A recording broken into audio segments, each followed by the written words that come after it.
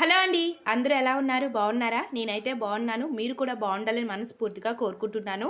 ఈరోజు కూడా మన యొక్క టైంని, మనీని సేవ్ చేసే కొన్ని యూస్‌ఫుల్ టిప్స్ అయితే ఉన్నాయి. సో, తప్పకుండా చూడండి. ఈ టిప్స్ అయితే మీకు చాలా బాగా హెల్ప్ అవుతాయండి. టిప్ నెంబర్ 1, మనం పెర్ఫ్యూమ్ బాటిల్స్ అనేవి ఇంట్లో వాడుతూ ఉంటాం కదా! సో, ఏ ఫంక్షన్స్‌కి వెళ్ళినా లేదా పార్టీలకి వెళ్ళినా సరే పెర్ఫ్యూమ్ అనేది తప్పకుండా యూజ్ చేస్తూ ఉంటామండి. మనకి మంచి స్మెల్ వస్తుంది అని. అయితే ఇలా మెలోడీ కానీ, సో, మీ ఇంట్లో మీరు ఏది యూజ్ చేసే పెర్ఫ్యూమ్ ఉంటుంది కదా! సో, ఆ పెర్ఫ్యూమ్ బాటిల్స్ అయిపోయిన తరువాత వీటిని మనం బయట డస్ట్‌బిన్‌లో పడేస్తూ ఉంటాము. సో, ఇవి మనకి పనికి రావు అని. అయితే వీటిని కూడా మనం మంచిగా యూజ్ చేసుకోవచ్చండి. సో, ఇవి అయిపోయిన తరువాత కూడా వీటిని యూజ్ చేసుకోవచ్చు. ఇక్కడ చూస్తున్నారు కదా! ఈ పెర్ఫ్యూమ్ బాటిల్స్‌లో అయితే కొంచెం పెర్ఫ్యూమ్ అయితే ఉంది. ఆల్మోస్ట్ మొత్తం లోన ఉన్న పెర్ఫ్యూమ్ మొత్తం వాడేసాము. అంటే కొంచెం పెర్ఫ్యూమే ఉంది.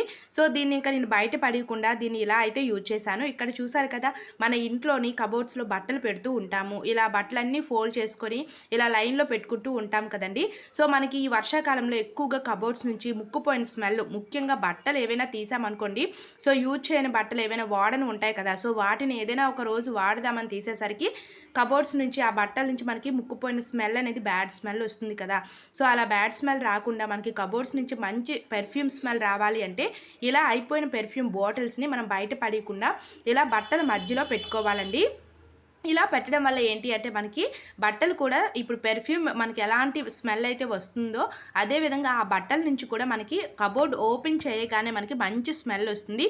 చూసారు కదా! ఇలా బాటిల్స్ లోపల పెట్టేసి మీరు కబోర్డ్స్ డోర్ వేసేసారనుకోండి, ఎప్పుడు మీరు బట్టలు తీసినా సరే మంచిగా పెర్ఫ్యూమ్ స్మెల్ వస్తుంది.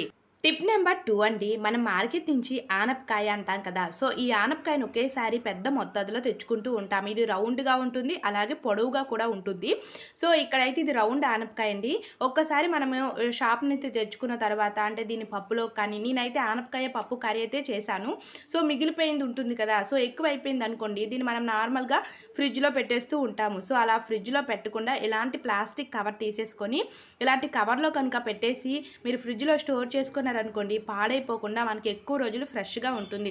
అలా కాకుండా మీరు మామూలుగానే ఫ్రిడ్జ్‌లో డైరెక్ట్‌గా పెట్టేస్తే మాత్రం మనకి ఆ పై పార్ట్ మొత్తం కూడా కుళ్ళిపోయినట్టు మెత్తగా అయిపోతుందండి. ఆనపకాయ మనకి ఎలా ఉంటుంది, కొంచెం గట్టిగా ఉంటుంది కదా కోసేటప్పుడు. అలా కాకుండా మీరు డైరెక్ట్‌గా పెట్టేస్తే మెత్తగా అయిపోయి లోపలంతా కూడా కుళ్ళిపోతుంది. మనకి సగం ముక్క పోతుందన్నమాట. సో, అందుకోసం ఇలా ట్రై చేయండి. నెక్స్ట్ మరొక యూస్‌ఫుల్ టిప్ అండి. మనం అరటికాయ కర్రీ కానీ లేదా అరటికాయ ఫ్రై, అరటికాయ పప్పు వేసేసి వండుకుంటూ ఉంటాం కదా కూరలు.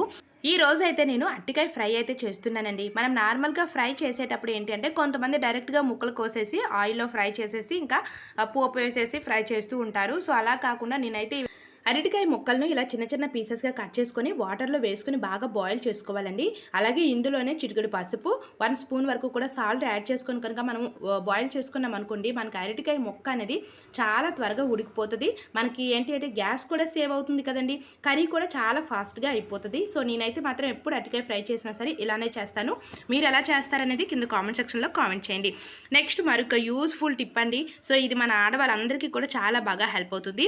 మనం కుక్కర్‌లోనే ఏంటి పప్పు, రైసు గట్ట పెడుతూ ఉంటాం కదా! సో, ఈరోజైతే నేను చెప్పాను కదండీ ఆనపకాయ, ఇక్కడ పెసరపప్పు అయితే వాడుతున్నానండి. ఎప్పుడైనా సరే మనము ఇలా పప్పులు కానీ లేదా రైస్ కానీ పెట్టేటప్పుడు మన కుక్కర్ మొత్తం కూడా పొంగిపోతుంది కదా! ఆ పై కప్పు మొత్తం కూడా పొంగిపోతది. మనం కుక్కర్‌ని ఎంత నీట్‌గా క్లీన్ చేసుకున్నా లేదా పైన ఉన్న వెజల్ క్లీన్ చేసుకున్నా సరే మనకి పొంగిపోతూ ఉంటుంది. అయితే ఎప్పుడైనా సరే మనం రైస్ కానీ పప్పు కానీ పెట్టేటప్పుడు పొంగిపోకుండా ఉండాలి అంటే మాత్రం ఈ సూపర్ టిప్ అయితే చాలా బాగా హెల్ప్ అవుతుంది. సో, తప్పకుండా ట్రై చేయండి. ఇక్కడ చూసారు కదా! నేను అన్నీ కూడా ఇందులో వేసేస్తున్నానండి. మామూలుగా డైరెక్ట్‌గా ఇంకా పోపు వేసేద్దామనేసి ఇంకా అందులోనే అన్ని టమాటాలు అలాగే పసుపు, ఉప్పు, కారం అన్నీ వేసేసి ఇలా అయితే చేసుకుంటున్నాను. ఇది పప్పు పొంగకుండా ఉండాలంటే ఒక స్పూన్ తీసుకొని ఆ స్పూన్‌ని చూసారు కదా ఈ విధంగా మీరు రైస్ పెడితే రైసు లేదా పప్పు పెడితే పప్పు ఏ కర్రీ ప్రిపేర్ చేసినా సరే చూసారు కదా ఎలాంటి మీడియం సైజ్ ఒక స్పూన్ తీసుకొని ఇలా పెట్టుకోవాలి. పెట్టుకొని ఇప్పుడు మీరు కుక్కర్ మూత కనుక పెట్టుకున్నారనుకోండి, మనకు పప్పు అనేది అస్సలు పొంగకుండా ఉంటుంది. పప్పు ప్లేస్‌లో మీరు రైస్ కానీ ఏదైనా కుక్ చేసినా సరే సో, తప్పకుండా ఇలా అయితే ట్రై చేయండి. మనకి పప్పు పొంగిపోకుండా ఉంటుంది. నెక్స్ట్ ఏంటి అంటే పప్పు పొంగిందనుకోండి మన గ్యాస్ స్టవ్ గిన్నెలు మొత్తం కూడా అయిపోతుంది. అయిపోతుంది కదా. సో అందుకోసం ఇలాంటి టిప్స్ అప్పుడప్పుడు ట్రై చేయాలి. నెక్స్ట్ మరొక యూస్ఫుల్ టిప్ అండి.